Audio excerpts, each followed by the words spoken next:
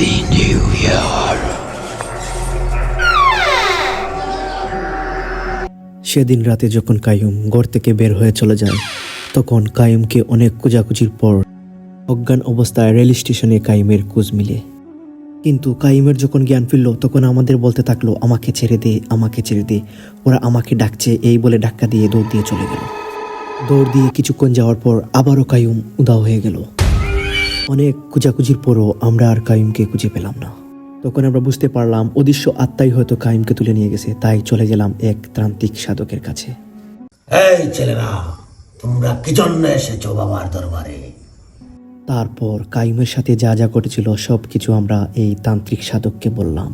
তখন তান্ত্রিক সাধক ধ্যানে বসে আমাদের বললেন, ওকে এক ভয়ঙ্কর আত্মা তুলে নিয়ে গেছে। বৎসরের শুরুতেই নাকি ওরা মানুষ তুলে নিয়ে গিয়ে হ্যাপি নিউ ইয়ার উদযাপন করে। তাই তান্ত্রিক সাধক আমাদের